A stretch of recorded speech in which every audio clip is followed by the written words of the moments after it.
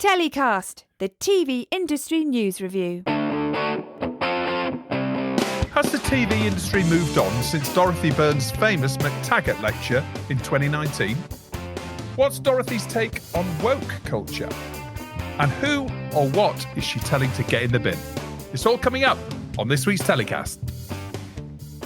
On this week's show, I'm joined by Dorothy Byrne, former head of news, current affairs and editor-at-large at Channel 4, and recently appointed president of the all-women's Murray Edwards College in Cambridge. Hi, Dorothy. Welcome to TellyCast. Thank you very much for inviting me. Great to have you on, and lots I want to chat about.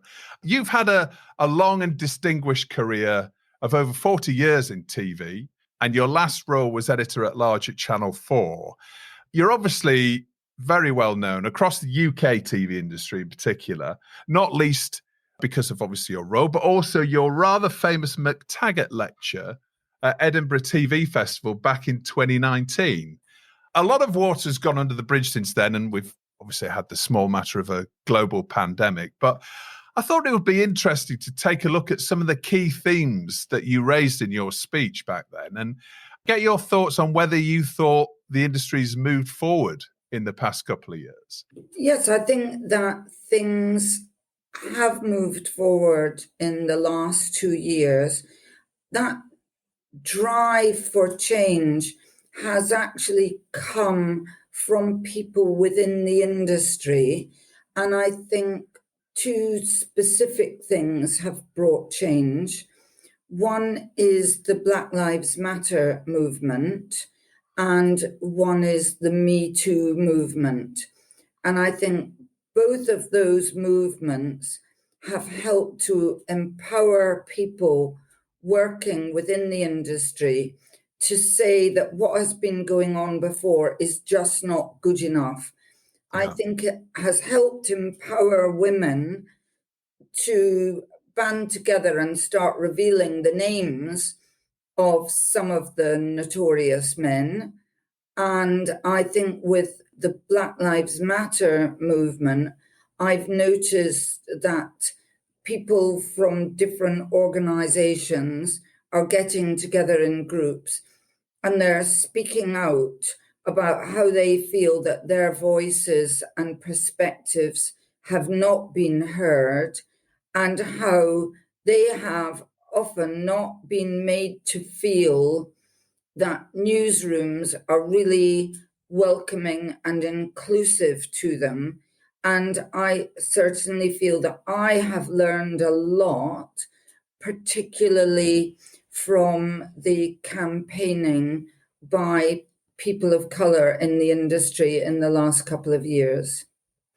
It's funny, isn't it, how just something like a pandemic and obviously what happened with Derek Chauvin and the terrible arrest and attack in the US that really sparked this Black Lives Matter movement. And it's amazing how things at different times and things that are not necessarily within our local industry have gained momentum through the pandemic and affected things.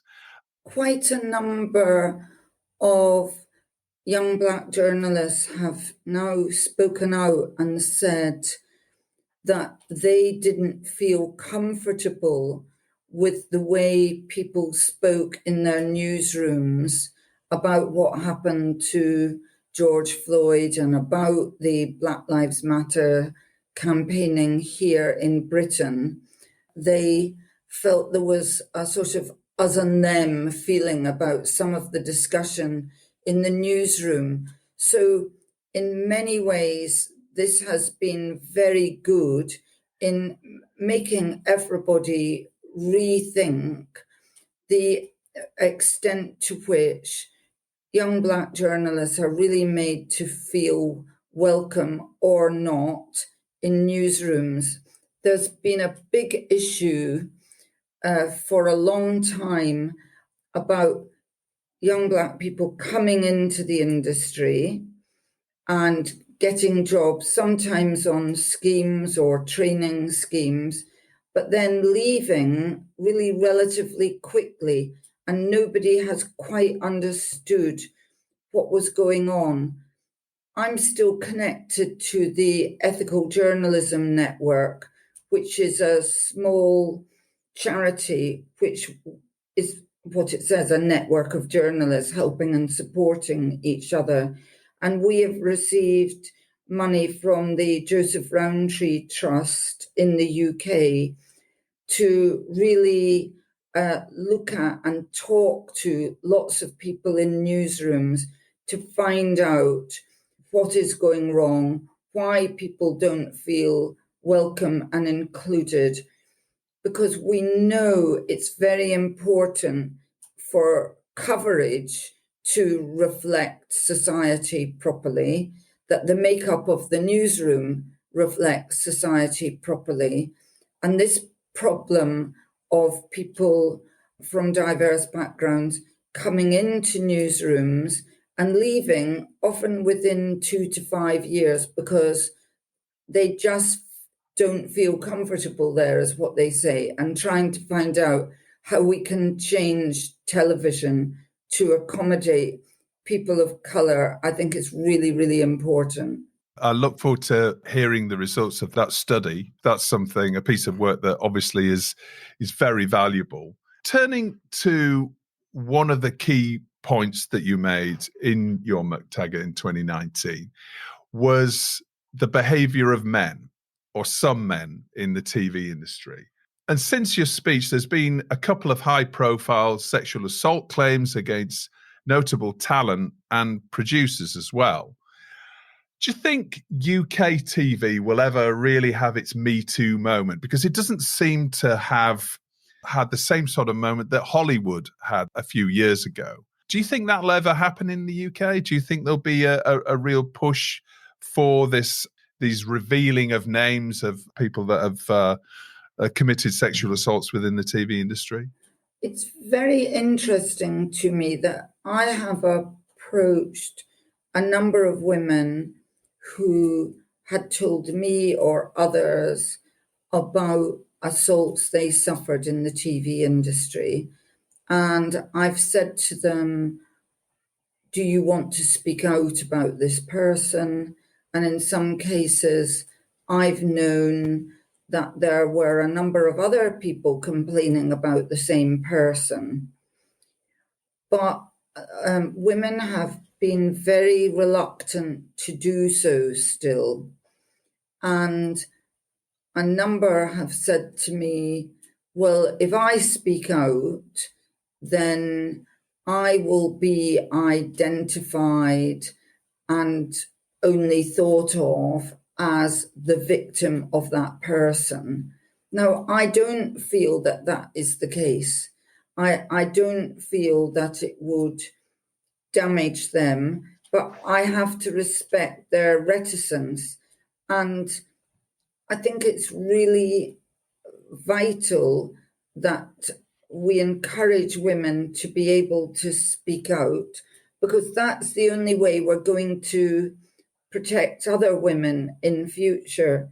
I do understand their reticence, but I think there are some leading men who must be shaking in their shoes someday, thinking one day all these women are going to get together and speak out about me. And I think it would be good if they did, because it would put off men who are maybe embarking on their career and who might think that they can get away with behaviour like that. I talked about untoward things which happened to me, and I can only say I don't feel it damaged my reputation at all. I mean, frankly, anybody who would think worse of a woman because she said that she had been sexually harassed and assaulted isn't a person who should work in our industry anyway. I have to respect that women are still nervous. People still feel I don't want to be thought of as a troublemaker, because so many people are freelance workers that I think they worry that, oh, people might think they're a troublemaker and they might not get another job. Well, what can we do then, do you think, to try and address that situation? Because it's clearly not right now. Even, we've made, a number of advancements, as you mentioned earlier on, in various areas. But the fact that right now women still feel that they don't want to speak out for fear of losing work or being castigated as a troublemaker or getting a reputation. I mean, what can we do to address that? I think all broadcasters must be very overt about their zero tolerance policies.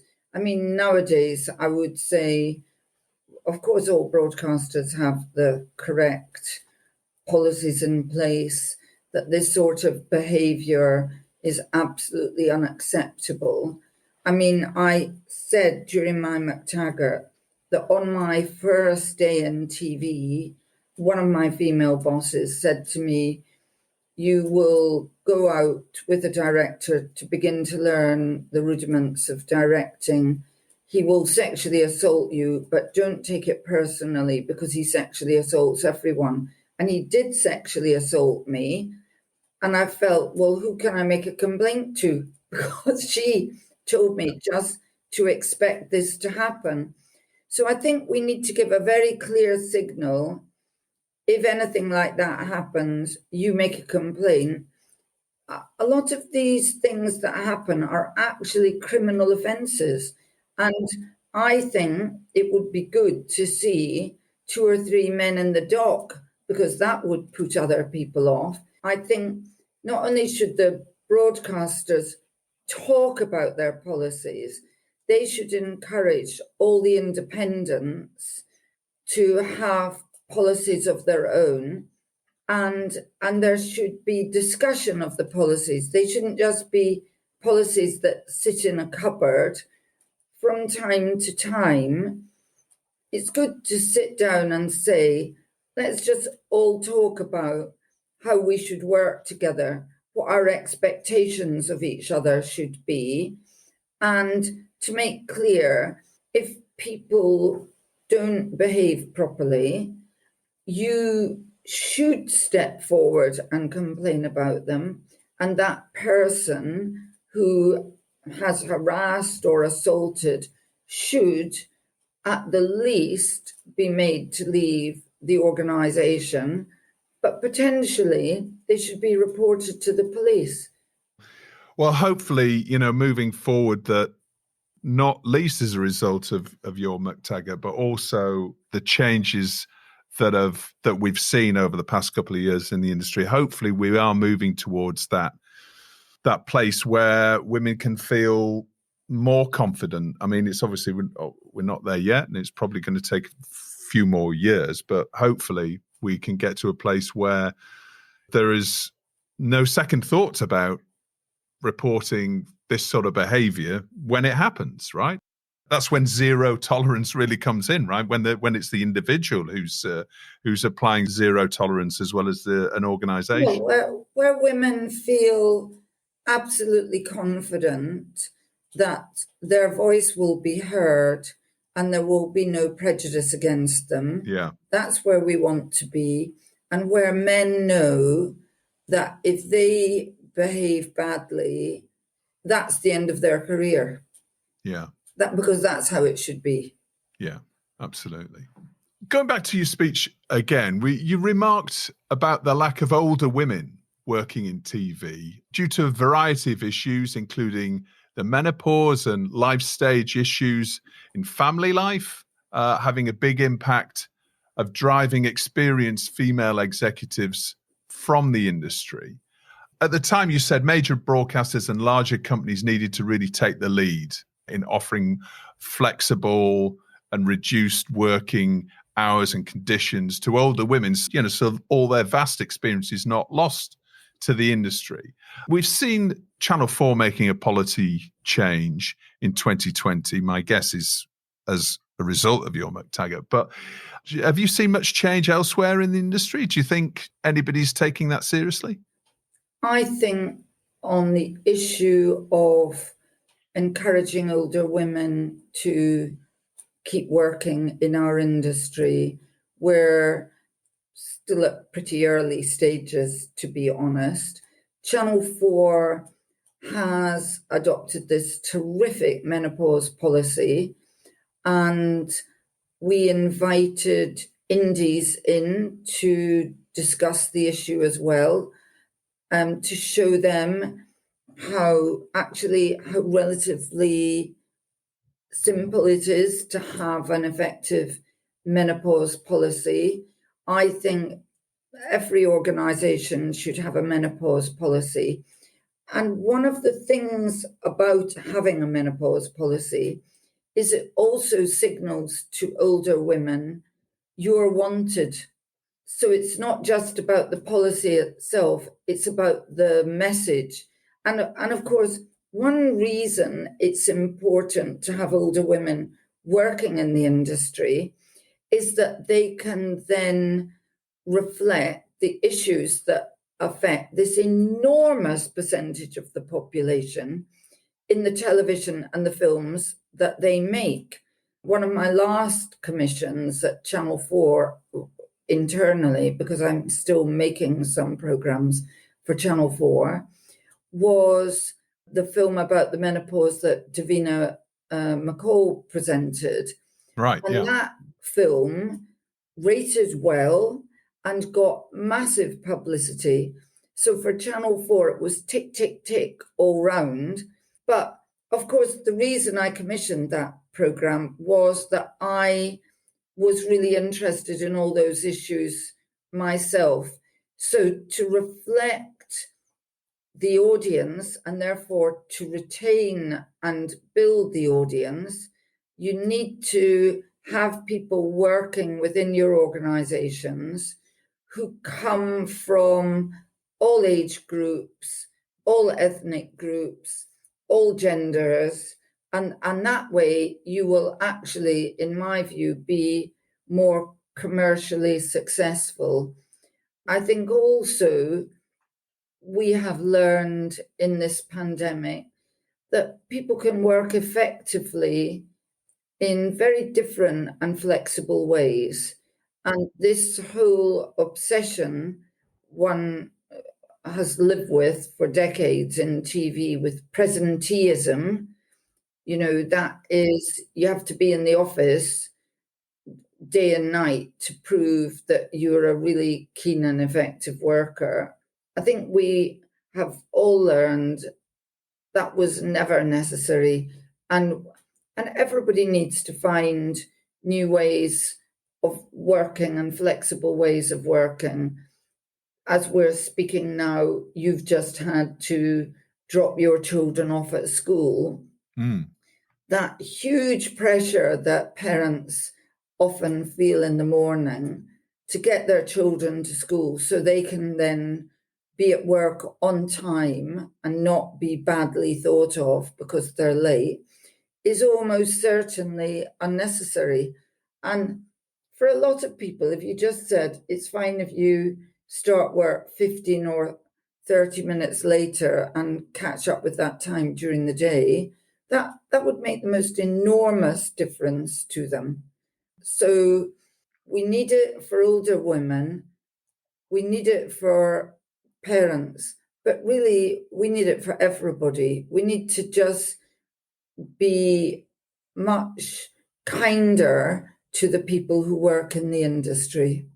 It's something that we've covered on TellyCast on earlier episodes about, the positives that we might see in working practices coming as a result of the pandemic. And I do think that we've come so far in terms of people working from home, working out that business can still flourish remotely because we've got all the technology. The technology was there before, but it was just this, I don't know, as you say, you used the term presenteeism. Always having to be in the office, we've learned we don't need that.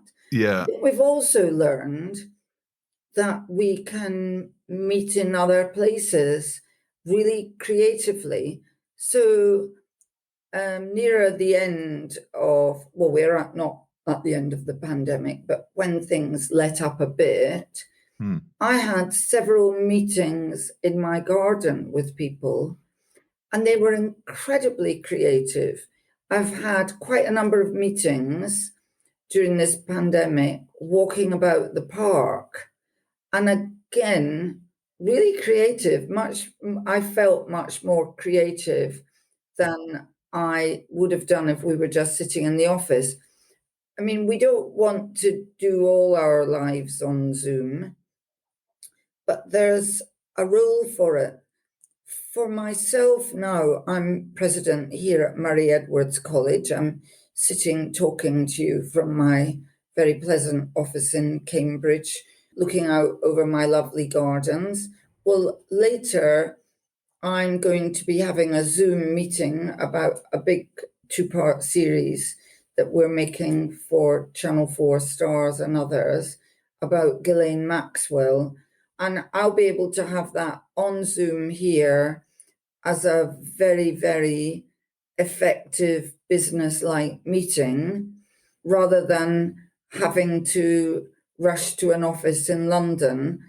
But I will still need to have some in-person meetings, because you just get quite a different creative spark. So I find the business-like meetings are fine, but I find a big brainstorm really hard to have. But viewings on Zoom and using other methods, I found a lot of those absolutely fine. The logistical aspects of production and just, as you say, the business discussions as opposed to the creative, that's interesting. I think we'll all look back actually at those times when we were chained to our desk and people did feel slaves to getting in at whatever the official time was. And also in some organizations, it was a case of, if you left at 5 o'clock or 5:30, you were seen as somebody who wasn't committed. People working till late at night to kind of show their boss, wait till their boss had gone home and then, I can go home now, which is ridiculous, isn't it? Now, and I think that's one of the positive things that I think all can look and, as you said, work in a kinder way, more inclusive way. And also coming back to the original point is that, hopefully this technology now enables the vast experience of some of the more senior women in the industry for us to retain that knowledge and that expertise. I mean, speaking personally, the female bosses I've had in my career have always been the best. To think that the technology we're using now is going to retain a lot of those skills in the industry for years to come is a great thing. It will be of great help to women.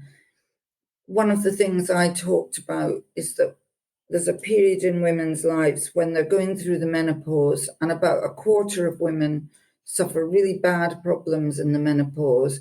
And this often coincides with their parents not being very well, who may well be living in a different place. I mean, I was living in London and my mother was living in Halifax. It was a nightmare. And your children are undergoing the ghastly state exams we have in this country. And quite often, say with children and exams, just if you're in the house with them, it just makes them feel better. They don't want you sitting there studying with them, but it's such a pressured time for young people. Being able to have one of their parents working at home can just really make a difference. And when I used to have to go and visit my mother, it wasn't that I needed to be with my mother all day. I needed to visit her maybe twice a day.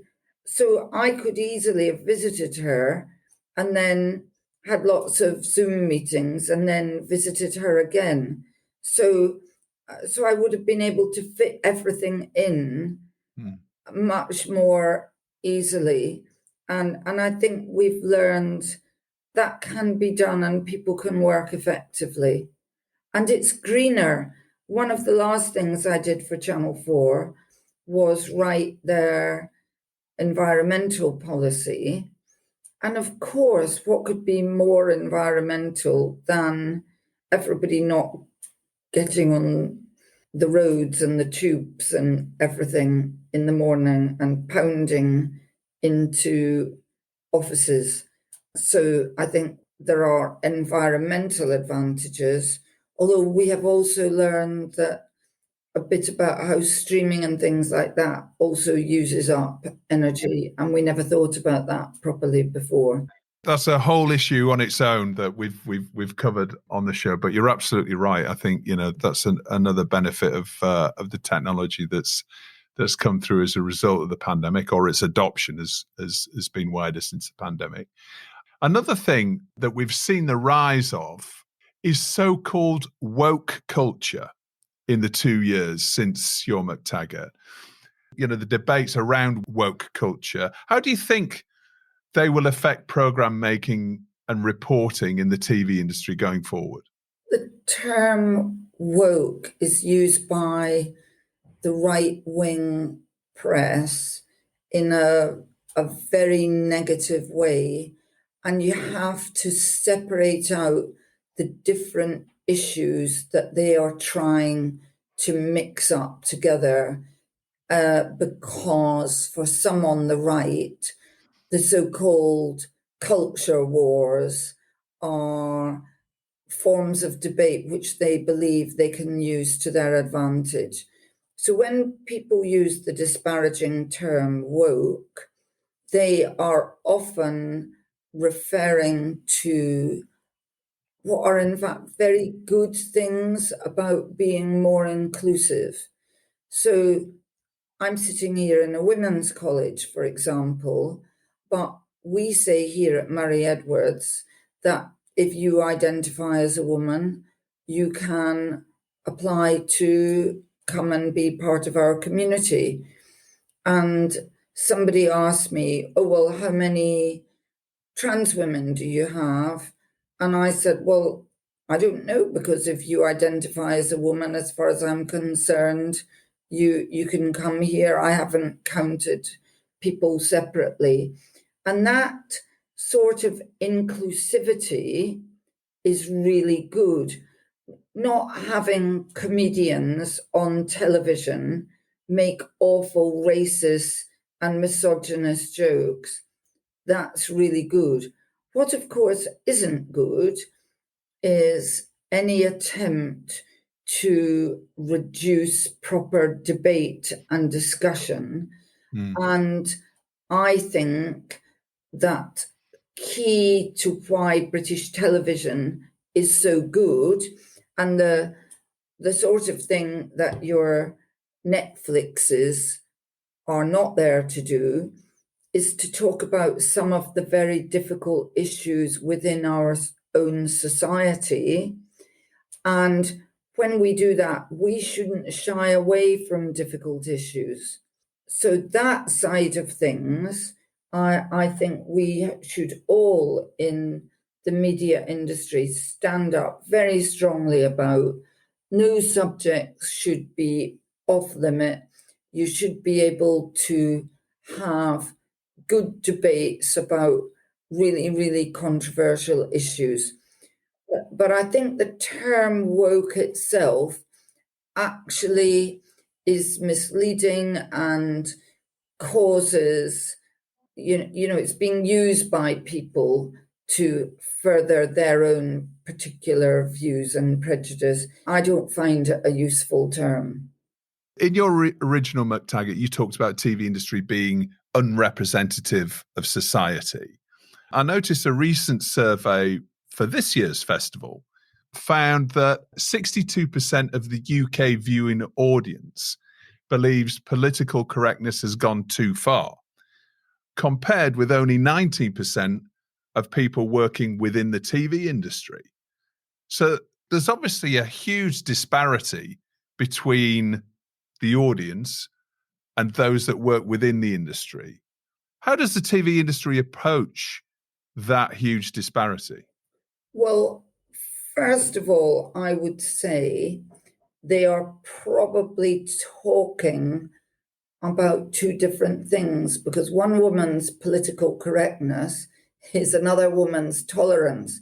So if you read constantly in your right-wing newspaper, political correctness has gone mad, that is a message that you are likely, if you read British newspapers, to read almost every day.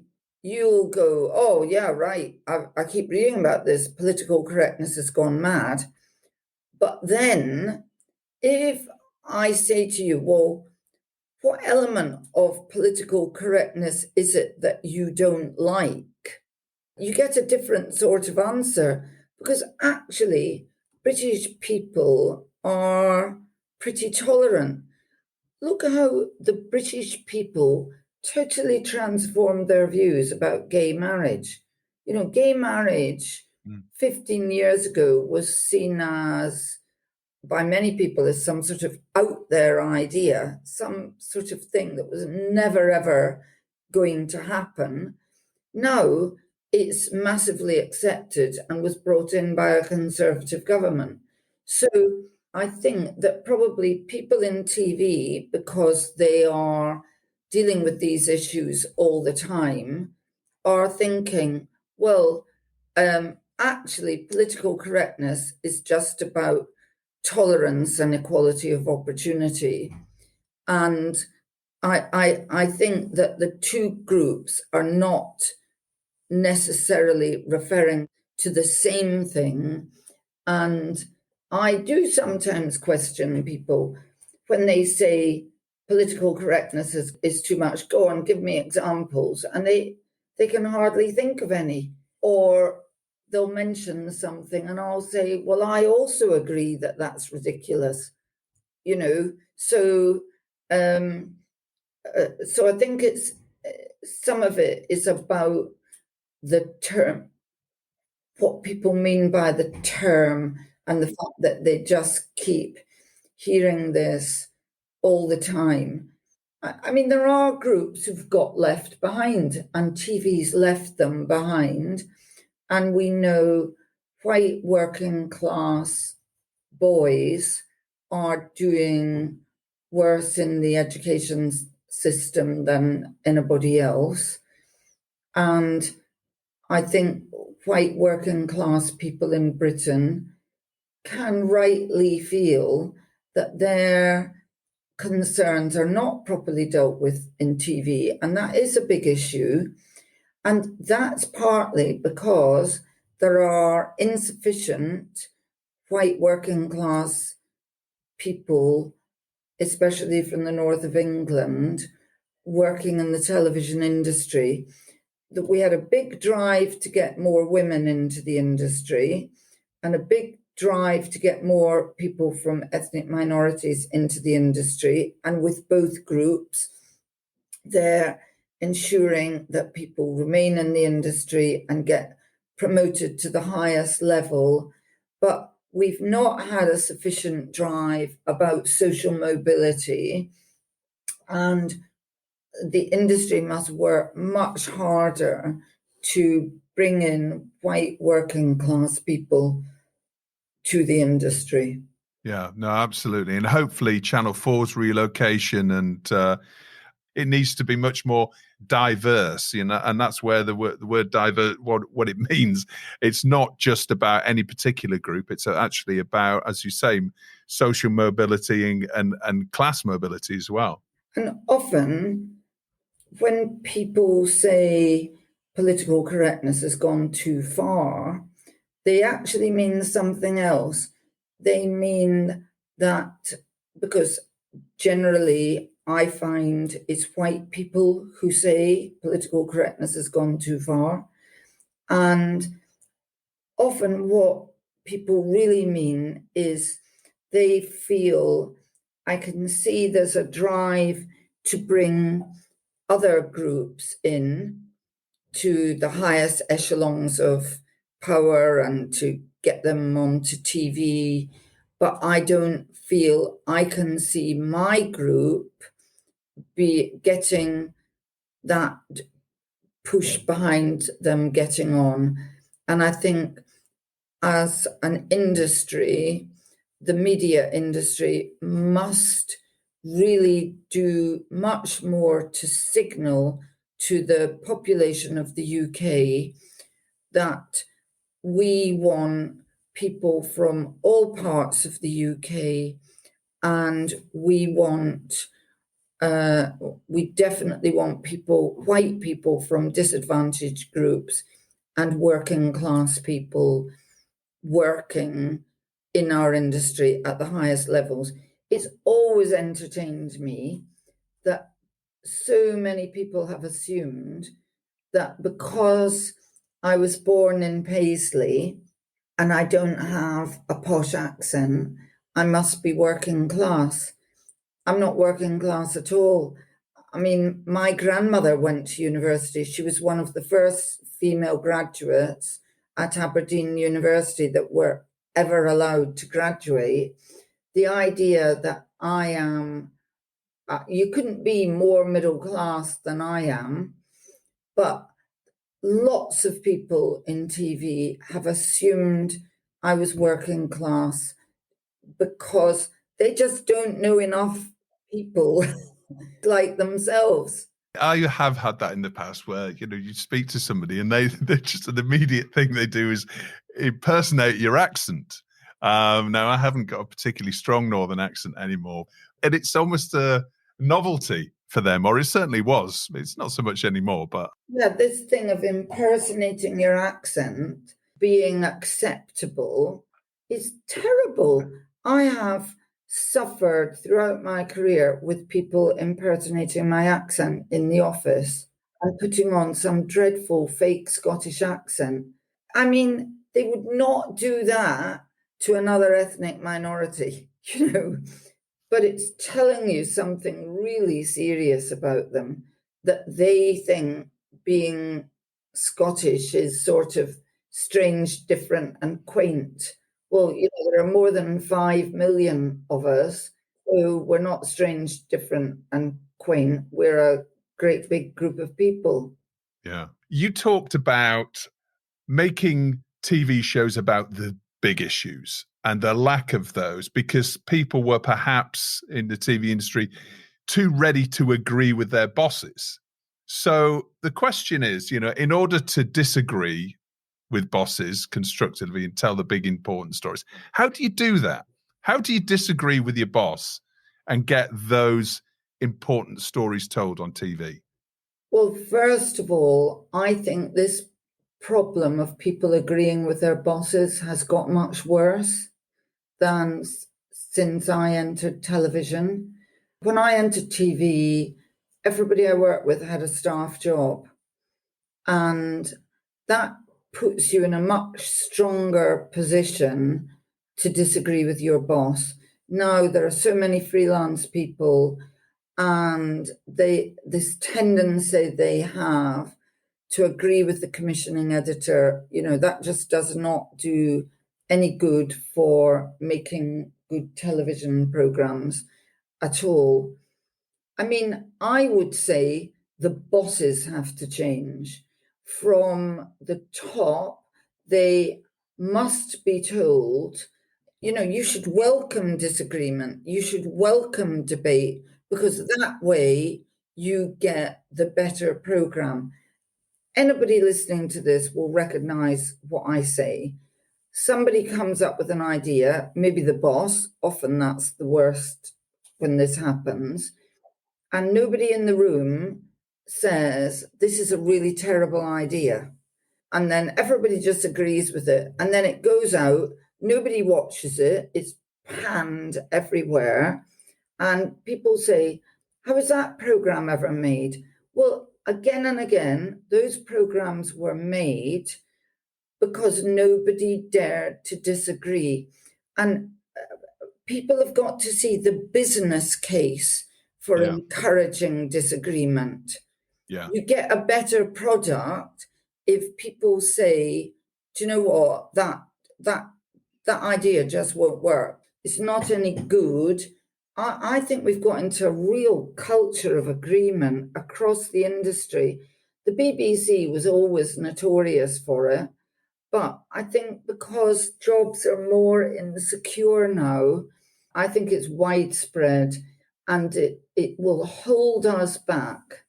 You know, the people who made those brilliant programs in the early days of Channel 4 were people who really disagreed with the ideas that were just widely accepted in society at that time. You know, you need mavericks, you need the people who disagree. There seem to be very few mavericks around in the TV industry. So what we should probably do, as you say, is for the bosses to actually accept being challenged. And it should be a role of a boss, of a commissioner, commissioning editor, to be challenged, right? That should be part of the role. There's an old adage where you always employ somebody better than you. If you're looking for somebody for a role, it's always about employing somebody who's actually going to be better than you, who's going to challenge you because they make you look good. That's the old sort of boss adage. But it's actually bosses should be encouraging people to challenge them. Yeah. I mean, it's a really major issue in our industry, and it's a block on creativity and change. Yeah. Now, I'm going to talk about politics for a second in terms of political TV. And you made the point about politicians being held to account and the worrying trend of major party figures avoiding in-depth interviews, presumably to avoid the associated risk and lean more into their own threat-free social media channels that they own and operate. I don't see any change in that over the past 2 years. Is the era of the set-piece, long-form political interview gone, or is this current trend just that? It's going to be replaced by a better and braver political approach in the future by maybe better equipped politicians? Well, this is a very depressing subject, isn't it? Because I think since I talked out at the McTaggart, if anything, it's worse. And I think in the pandemic, what we have seen is these set-piece press conferences at this really key time in our country's life, in which a politician stood there and took random questions about complex scientific and medical issues, often from people who were the heavy-hitting political editor rather than the science editor, and really never got properly grilled and held to account. I was, at the beginning of the pandemic, by chance, visiting fellow at the Reuters Institute in Oxford. And for my research there, I interviewed about 30 political science and medical correspondents, as well as some scientists and statisticians, about COVID coverage. And they all thought it was pretty poor. The science correspondents complained that when they wanted to go to the press conferences and ask a series of in-depth questions, they were told, "You're not going, the political editor is going." And then at those press conferences, individual journalists asked their own questions and weren't allowed follow-ups.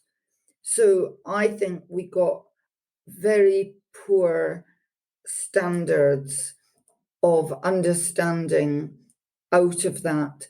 And I actually think that some of the best critical journalism and the most important journalism during COVID was done by newspapers, not television. And interestingly, a lot of the best stuff was done by right-wing newspapers. I think, I'm not just saying it because I worked at Channel 4, I think Victoria MacDonald at Channel 4 did a great job about exposing what was really happening in hospitals and care homes. Mm. I was disappointed not to see really major investigation coming out of the BBC, which after all is a great big expensive machine we all pay for.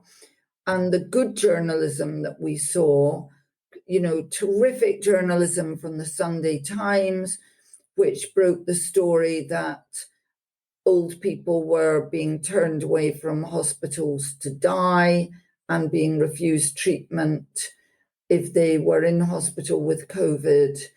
The Daily Mail and the Telegraph did fantastic stuff about what was really going on with PPE, really good stuff about the contracts. But we didn't see this on television enough.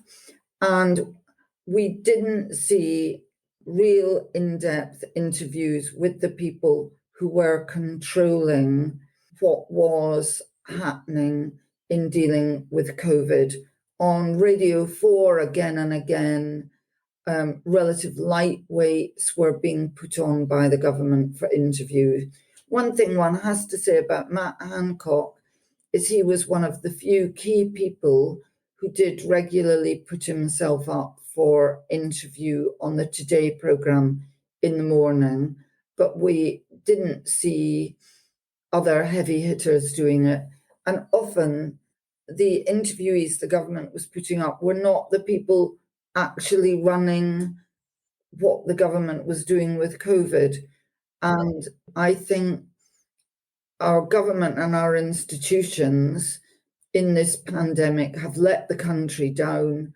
Tens of thousands of people died unnecessarily, and they weren't properly held to account because they wouldn't put themselves up to be held to account. And television didn't do enough in the way of big in-depth investigation. I guess one of the best known journalists for holding politicians to account, and the one that they often run miles from, particularly around general elections, is Andrew Neil. And he's just announced he's stepping down from his role as chairman and lead presenter at GB News after just 1 year. What do you make of that? Well, I think Andrew Neil was a great loss to terrestrial television. He's a fellow Paisley buddy, I have to say. Yeah. And I think he is an utterly brilliant interviewer. And it was an enormous shame that the BBC got rid of him, or didn't, whatever it was happened. That was really an error to lose such an important interviewer. He's his own man. And so I'm not surprised it didn't work out well on GB News. But of course, Andrew Neil ended up that he often couldn't get the key interviewees to come on his programme because they were scared of him. Yeah, that's right. That's right. So he's a victim of his own success to a certain extent. Absolutely. You're now the newly installed president of the all-women's Murray Edwards College in Cambridge. We talked a little bit about that earlier on. Tell us about your role. And I know you're also still producing TV. So first of all, tell us about your role at the college and how you're going to use your skills learnt in a career in TV within education. And then tell us a little bit about what you're doing in TV still. I find it very entertaining that I'm a president. I have promised not to invade any countries or do anything appalling. The head of a college at Cambridge is a leader. They're more like the chair rather than the CEO. And there are brilliant people who organise this college. I mean, they're really outstanding. And my role is more that of inspiration and those sorts of leadership qualities. I'm here because I've always taken a huge interest in education and been involved in it. And I really believe in widening participation in education. I'm very keen to take part in the campaign that run here to get more people from diverse groups into Cambridge. Cambridge has, made huge strides. More than 70% of students now come from state schools. when it used to be that about half the people here were from private schools. There's a way to go there. I mean, in this college, around 24% of the young people come from ethnic minorities, the UK students. At the university as a whole, it's something like 27% of people come from less advantaged backgrounds. But the key thing I want to do is to really work with all the people here to make the population at this university as representative of the UK population as possible. And at the same time, I'm very lucky. I'm also involved in films. I was one of the executive producers of a film going out this week on Channel 4 on the poisoning of Navalny. I'm making one of the executive producers of a big 2-part series about Ghislaine Maxwell, and I've got several other programs commissioned, and I will never want to not work in TV. What's great about television is you can just have a great idea, and if you can persuade somebody to buy it, you get to put it on TV. And are those commissions all with Channel 4 or are they with a variety of networks? Several with Channel 4, but one is with ITV, and the Ghislaine Maxwell we've sold to Stars. So I will work with a variety of people. Right. We'll put a link in the episode description to those shows so everyone can go and have a look. And perhaps unsurprisingly, you've made the headlines already, Cambridge, saying that Cambridge University should take 93% of its students from state schools, whilst those studying at Eton should perhaps travel to the north and go to Leeds and Manchester and meet more diverse people. Yes, I think it would have done Boris Johnson and David Cameron a lot of good to go to Sheffield University, one of the universities I attended myself. And I do think that the assumption that some people could make in the past, that if they went to a top private school, they would have the opportunity denied to other people who were cleverer than they were to go to Oxford and Cambridge. That should be an idea that needs to be dropped. I'm surprised in many ways that people are shocked by the idea universities should be representative of the UK population. It's so absolutely obvious to me. And now it's that time in the show where my guests get to nominate their story of the week, the TV industry news that's caught their eye in the past 7 days. What's your story of the week, Dorothy? Well, I'm obviously really concerned about the potential privatization of Channel 4. More and more of what one reads would indicate that the government is determined to privatize Channel 4. And I personally think it's a jewel in the British crown. It's done so much to bring diverse voices into debate in Britain. And it's created a whole incredibly successful industry, that is the independent television industry. And I think the attack on it is really for political reasons and doesn't make economic sense. And if it is to happen, I hate to think of it, but it is to happen, we must all in the TV industry campaign for the values of Channel 4 to be protected. You can't see that happening, though, can you? I mean, just the fact that the Channel 4 is really sort of steeped in British culture and, a lot of positive aspects of British culture as well that it showcases. It doesn't make sense. I mean, from a financial perspective, we've seen PACT recently publish the impact that it thought privatization would have.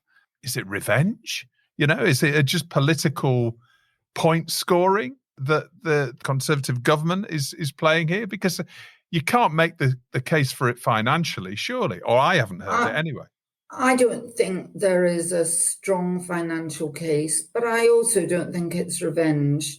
What I feel it's more likely to be is that the right were calling on the government to take really savage action against the BBC, and they haven't done that.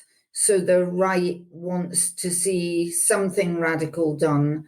So the alternative to savaging the BBC is privatising Channel 4. And I have never walked down the street and heard anybody say what I think should really be done is the privatisation of Channel 4. I don't think there's public demand for it. I'm also concerned as a news person that it means that we've got one fewer public service broadcaster that is not devoted to being a commercial broadcaster. ITV, Sky, Channel 5, these newses are excellent, but ultimately those are organisations that have to take into account how much money they are going to make. The great thing about Channel 4 and the BBC is that they are not driven by that imperative to turn a profit. So that leaves just the BBC, which is not driven by financial imperative to make a profit. And we don't want the BBC to just become the equivalent of the only public service, non-commercial broadcaster. The diversity of voice has been what has been so good and what has made our news in this country so good. Channel 4 has been really, really good competition to the BBC and has provided a strong alternative agenda to the agendas that other news services supply. So whatever happens, news and current affairs and that independent voice which Channel 4 News and Current Affairs have must be preserved. And now it's that time in the show for Dorothy to nominate her hero of the week and who or what she's telling to get in the bin. Dorothy, who's your hero of the week? My hero of the week is everybody's hero of the week. It's Emma Raducanu. She is brilliant and charming and was so generous to the opponent who lost. Yeah. But also, I so admire her for the way that she came back from the awful thing that happened to her at Wimbledon. And as a woman who leads a women's college at Cambridge, Mary Edwards, you know, what an inspiration she is to the young women here, that what you should do is use the adversity that you have experienced in your life to help you to achieve great things rather than allow that adversity to determine your future. Yeah. A lesson for us all from an 18-year-old in New York on September 11th, which was extraordinary. And obviously Channel 4, the figures have just come out that Channel 4, I think it was 9 million tuned in on Channel 4 when they did the rights deal with Amazon Prime to show the show live on Saturday night. Fantastic. That was fantastic that Channel 4 showed it, and it showed just how important Channel 4 is. And hey, politicians, when you're thinking, should you privatise Channel 4, remember moments like that. And the great thing, again, you know, I love a story that has loads of positives. The money that Channel 4 paid to Amazon Prime is being reinvested into women's tennis in the UK as well. So hopefully there'll be a whole squad of Emma Raducanu's coming through in the next 10 years or so. Yeah, I think that is brilliant. But I also think that the fact that a British terrestrial broadcaster worked with an organisation like Amazon Prime shows that it's not about streaming companies and terrestrials being enemies. There's room for everybody. And who or what are you telling to get in the bin, Dorothy? Definitely the Taliban should get in the bin. This has been such a very distressing time for women all over the world, and particularly I would mention women journalists all over the world. We have seen this terrible attack on female television journalists in Afghanistan, a brilliant group of women, so admirable, and driven off the screens. And I know that we will all, as other women journalists, not forget them and campaign to help them. Yeah, it's very distressing. And I just hope we've got a bin big enough for all of the Taliban to get in there. I would just, other people will lend you their bins to help out. Exactly. Everybody's putting the bins out for the Taliban. Yeah. There we go. All right. Dorothy, thank you. It's been a real treat to have you on TellyCast this week. Really enjoyed having a chat with you. I'll let you go on to your new day job at the college in Cambridge now, and can't wait to see the 2 shows that you mentioned earlier on in the show as well. Thank you very much indeed, Justin. That's very kind of you to invite me, and I've really enjoyed it. Well, that's about it for another week's show. As always, thanks for listening. Last week's show was the fastest downloaded yet, so thanks again for all your support. Don't forget to rate and subscribe to TellyCast and share it with friends and colleagues. And a quick reminder to sign up for our free newsletter called TellyCast Plus. It's packed with interesting TV industry stories of the week you might have missed, downloadable reports and surveys, and exclusive insight and opinion. And it's all completely free. Just visit our website to sign up at telecast-podcast.com. You can also follow us on Instagram, LinkedIn, and Twitter. TellyCast was edited by Ian Chambers and recorded in London. Until next Thursday, as always, stay safe.